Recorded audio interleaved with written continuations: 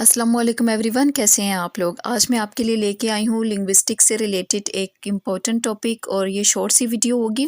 मैंने जिन टॉपिक्स के ऊपर शॉर्ट वीडियोस बनाई है उनका आपको डिस्क्रिप्शन बॉक्स में वो सिलेबस मिल जाएगा, जिसके थ्रू आप देख सकेंगे कि कौन कौन से टॉपिक पे शॉर्ट वीडियोस मौजूद हैं। तो आज हम डिस्कस करेंगे स्पीच एक्ट थ्योरी।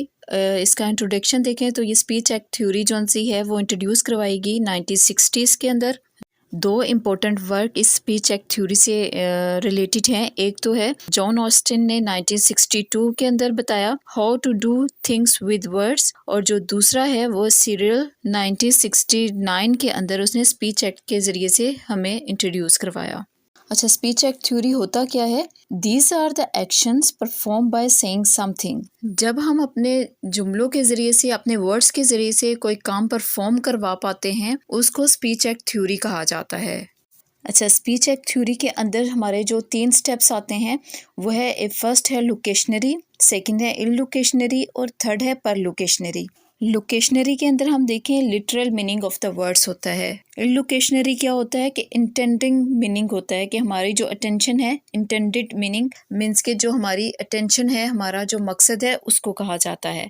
पर लोकेशनरी है अफेक्ट और एक्शन ऑफ द अटरेंस और सेंटेंस। इसको मैं एक एग्जांपल के थ्रू आपको समझाती हूँ तो आपको बहुत अच्छे तरीके से समझ आ जाएगा। फॉर एग्जांपल, आपकी अम्मी जो सी हैं वो बाहर से आती हैं जब, तो वो आके कहेंगे ये जी बहुत गर्मी है या आज बहुत गर्मी है, और इसके बाद आपने ये सेंटेंस सुना, आप फ़ौरन से उठे और जाके अपने किचन से या जहाँ पे पानी है आपने पानी की जो है वो गिलास अपनी अम्मी को दिया।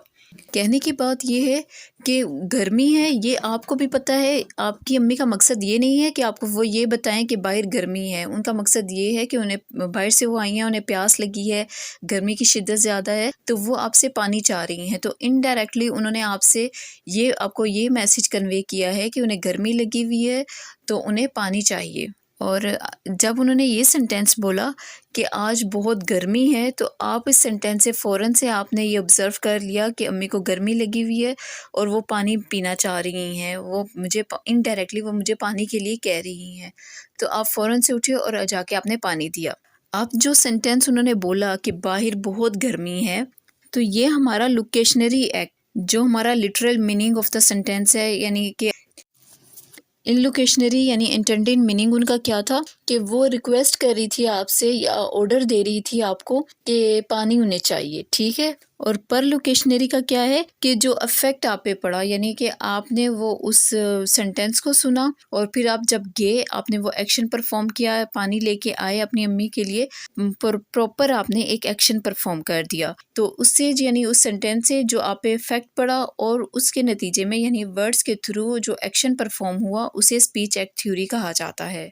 और इसी तरह से अगर कोई आता है वो कहता है कि बाहर बहुत सर्दी है, तो आप कमरे में बैठे हुए हैं या कोई भी जो कमरे में दूसरा पर्सन बैठा हुआ है वो विंडो को बंद कर देता है या एसी को ऑफ कर देता है, मीन्स कि उसने इस सेंटेंस को अंडरस्टैंड किया कि बाहर से जो पर्सन आ रहा है उसे बहुत सर्दी लगी हुई है या उसे सर्दी लग रही है, जिसकी वजह से उसने विंडो को बंद कर दिया, ठीक है।